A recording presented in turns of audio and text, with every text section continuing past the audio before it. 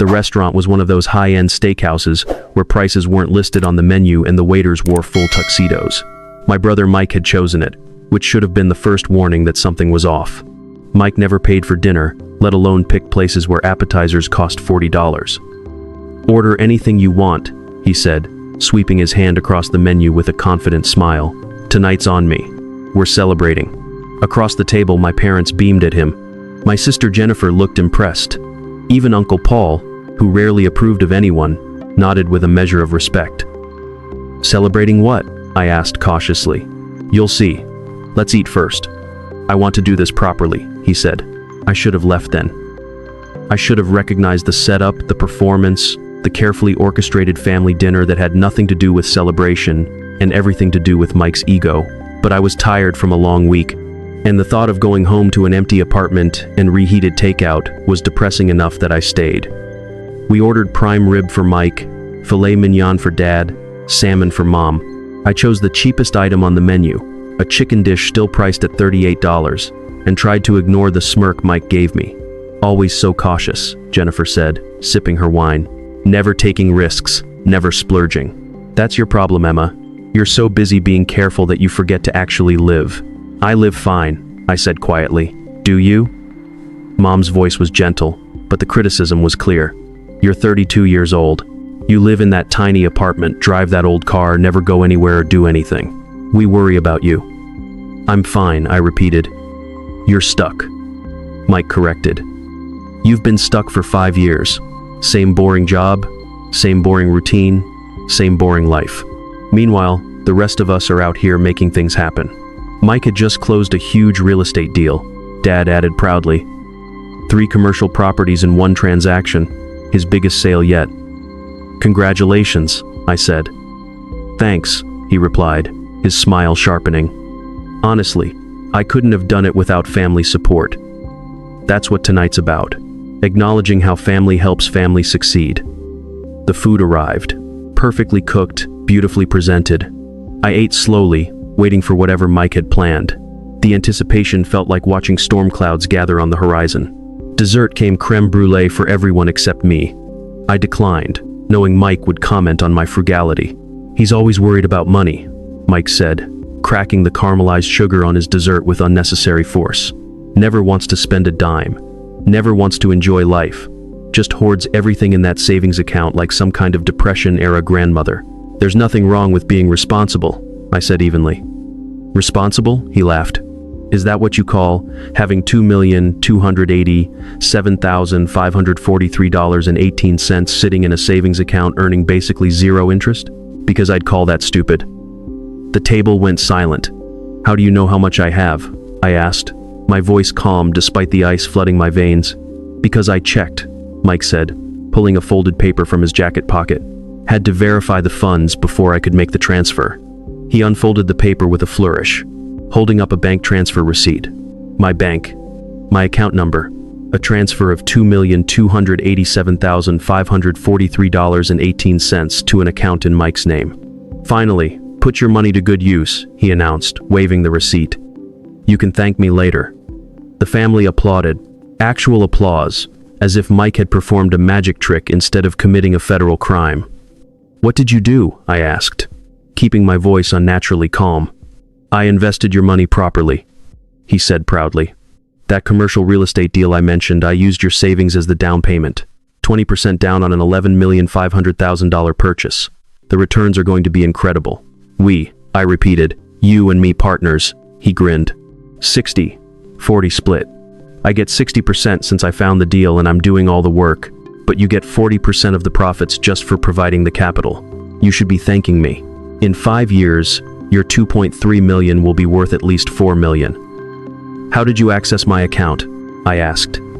"You left your banking login information on Mom and Dad's computer 3 years ago. Remember when you were paying bills during the holidays and used their laptop? You saved the password. I found it last month when helping Dad with something. Figured it was a sign to steal from me." "Not stealing," he corrected, his smile faltering slightly. "Investing for both of us. You're so risk-averse, so scared of everything. I knew you'd never agree to do something smart with that money, so I made an executive decision as family to help you. Mike's always looking out for his sister, Mom said warmly. This is wonderful, honey. Finally. Your money is doing something productive instead of just sitting there. Dad agreed. She's too afraid of losing it. Mike did her a favor. I set down my fork carefully and pulled out my phone. 3 missed notifications from the last 10 minutes. The first from a number I had memorized 5 years ago. Transfer detected. Tracking initiated. Standby. The second from a different number. Suspect account identified. Funds frozen. The third from a name I knew well. Special Agent Rebecca Torres, FBI Cybercrime Unit. 8 minutes. Maintain position. I looked up. My family stared. Everything okay? Jennifer asked. Fine, I said. Just checking something. Mike laughed, completely oblivious that the money was gone. Emma, relax.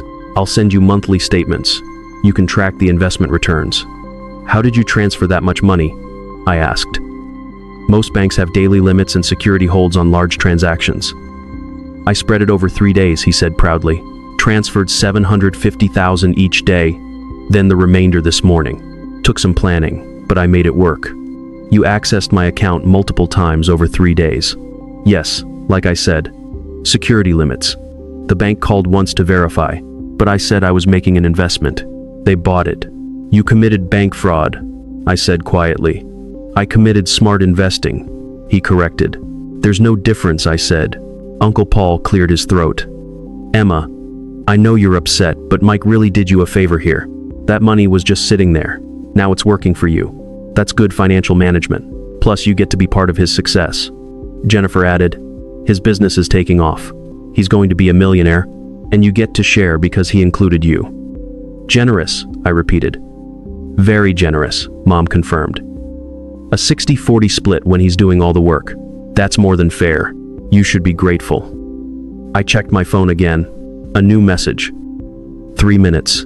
The thing is, I said conversationally, that account you accessed wasn't actually my personal savings account. Mike's smile dimmed slightly. What do you mean? I mean, it's not my money. Of course it's your money.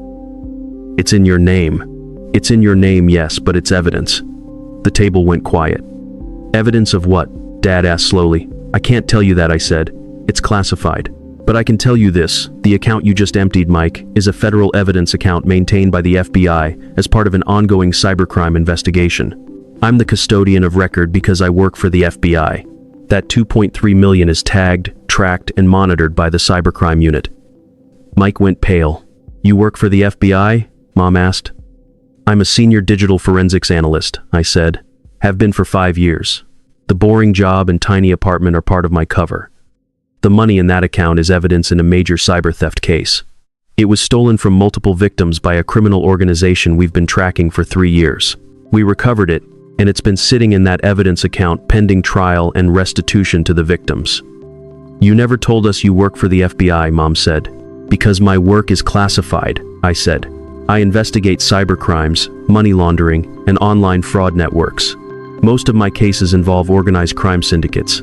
My real identity, my real life, all of it is protected information. I don't advertise what I do because it could compromise active investigations or put me at risk. So that money, Jennifer trailed off.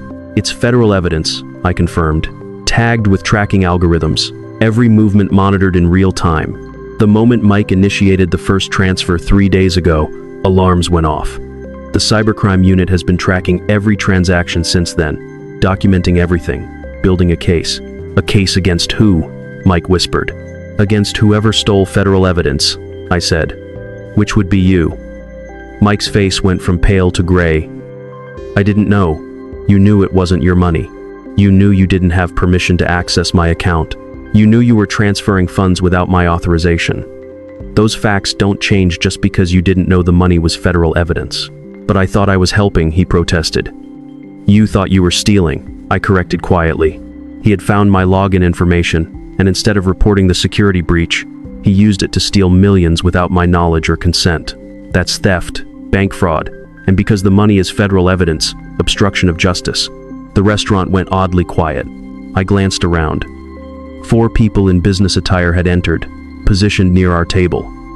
I recognized Rebecca Torres immediately, her FBI credentials visible on her belt. That's him, I said, gesturing to Mike. Mom's voice went shrill. On your own, brother? I didn't call them, I said. I didn't have to. The transfers triggered automatic alerts. The cybercrime unit has been monitoring this since the first transaction 3 days ago. Rebecca stepped forward, badge in hand. Michael Torres, you're under arrest for theft of federal evidence, bank fraud, identity theft, and obstruction of justice. Stand up, please. Wait, Dad said desperately, rising. Sit down, sir, another agent said firmly. Everyone else remained seated. Mike stood slowly, legs shaking. Emma, please tell them it was a mistake. I didn't mean. You meant to steal $2.3 million, I said. You planned it for days. You executed it deliberately. The only mistake was thinking you could get away with it. Rebecca handcuffed him efficiently. You have the right to remain silent. Anything you say can and will be used against you in a court of law. The restaurant was silent. Our family frozen. Watching Mike read his rights in the middle of an expensive steakhouse. What about the real estate deal? Mike asked. I put the money down, I said. It's an escrow. The deal closes next week. The funds have been frozen. Rebecca added, the escrow account has been seized. The deal is void, and the $2.3 million will be returned to FBI custody within 24 hours. But you'll lose a lot more than that.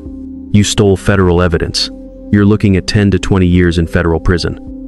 The restaurant remained completely silent as my brother was escorted out in handcuffs. I turned to my family. Mom was crying. Dad looked like he'd aged 10 years in 10 minutes. Jennifer and Uncle Paul just stared at me in horror. You let them arrest him? Mom whispered. What did you think would happen? I said. You work for the FBI, Dad shouted.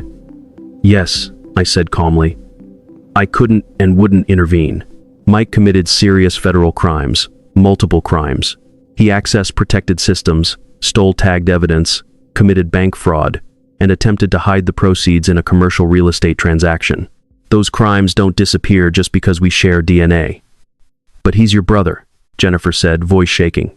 And he's a criminal, I replied.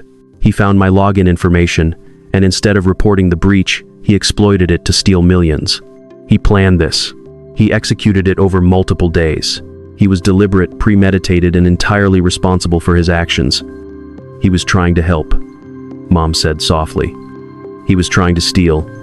I corrected. He wrapped it in words about investing and family, but the truth is simple.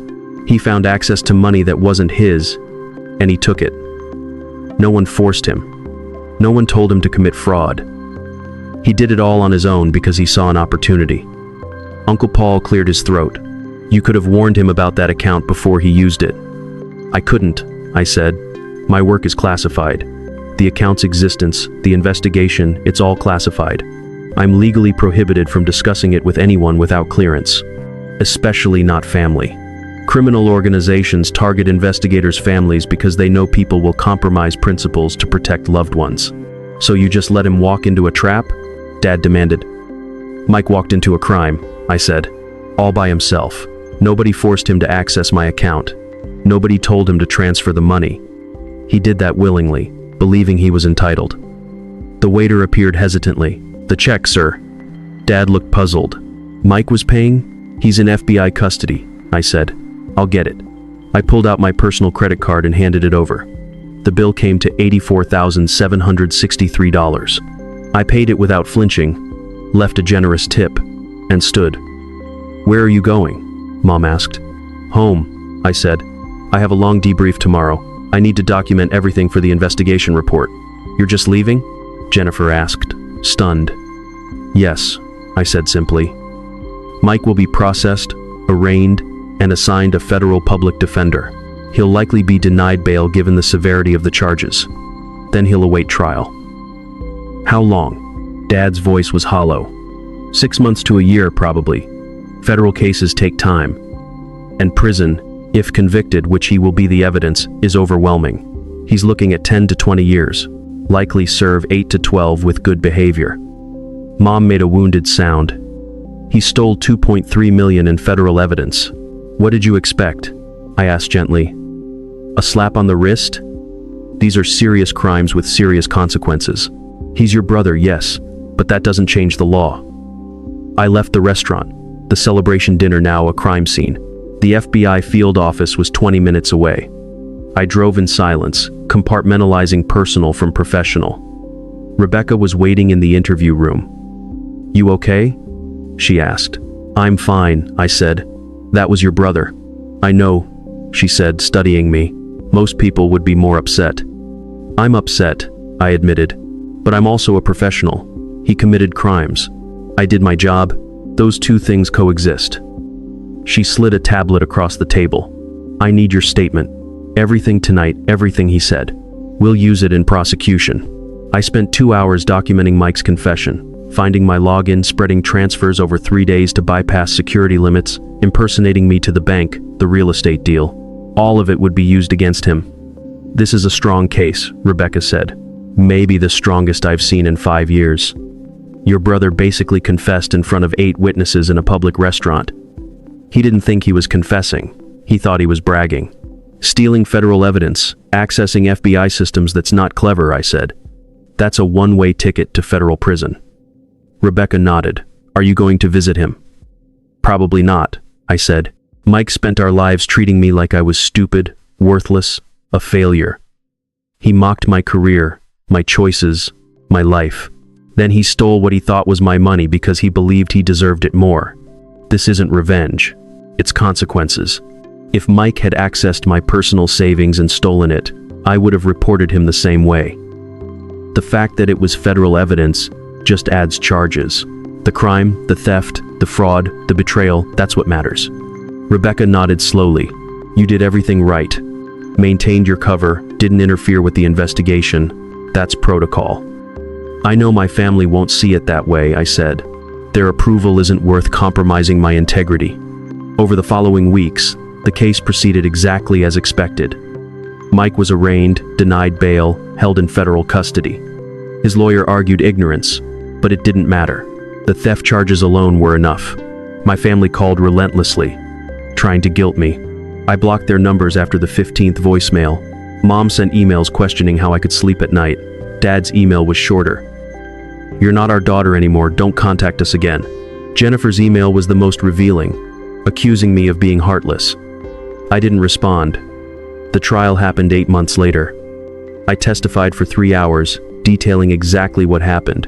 The evidence was overwhelming. Bank records, transfer receipts, security footage, recorded calls impersonating me, and 8 eyewitnesses. The jury deliberated for 40 minutes, guilty on all counts. Sentencing came 2 weeks later. The judge was firm. "Mr. Torres, you didn't just steal money. You stole federal evidence in an ongoing investigation. You accessed protected systems, committed bank fraud, identity theft, obstruction of justice, deliberate, premeditated, and targeting your own sister. 15 years in federal prison." My family sent death threats. The FBI added charges against Uncle Paul for threatening a federal officer. I changed my phone number, moved apartments, and returned to work. 3 years passed. I was promoted to Assistant Section Chief of the Cybercrime Unit. Salary increased to $183,000. I bought a small house outside Washington, D.C., dated occasionally, and made friends who understood that sometimes family loyalty must take a back seat to integrity. I never visited Mike in prison, never wrote, never responded to letters. My parents retired to Arizona and told everyone I had died in a car accident. Jennifer married without inviting me. I lived quietly, successfully. I led investigations dismantling major cybercrime organizations, recovered hundreds of millions, and put dangerous criminals behind bars. And I never once regretted reporting Mike's crimes. Integrity and justice outweighed family approval. Mike was released after serving 11 years with good behavior. I learned of it through law enforcement channels, not family. He never contacted me. My parents passed away within 2 years of each other. I discovered it when their estate lawyer reached out. They had left everything to Jennifer, explicitly excluding me. Their will stated I was not to receive any portion of the estate as I had proven myself to be without loyalty, compassion, or family values. I had the clause framed and hung in my home office. I realized then that family values shouldn't include accepting crime, protecting criminals, or compromising principles because of shared DNA. Real family values mean integrity, honesty, and accountability. They mean doing the right thing even when it is hard, even when it costs everything, even when it leaves you alone. I was 45 when Mike finally reached out, sending a letter through official channels because he did not have my address. It was short. He wrote that he did not expect a response but wanted me to know that he finally understood. Prison gave him time to reflect on everything: the theft, but also how he had treated me, dismissed me, and seen me as less than, someone whose success he resented instead of celebrating. He admitted that he stole from me because he thought he deserved my money more than I did. He believed he was smarter, more ambitious, more worthy. He thought I was weak, but he acknowledged that I was never weak. I was principled. I had integrity. I knew who I was and never compromised it, not even for family. He admitted he had no right to ask for forgiveness, that he had destroyed his life through his own choices. The fact that his choices hurt me didn't make them my fault, it made them his. He said I was right to report him, right to testify, and right to let the system work. He was sorry for everything. I read the letter once, then filed it away. Perhaps someday I would respond. Maybe we could rebuild some kind of relationship, or maybe not. Either way, I was fine. I had my career, my home, my principles, my integrity. I had the knowledge that I did the right thing, even when it cost me everything. And that, I realized, was worth more than any family approval could ever be.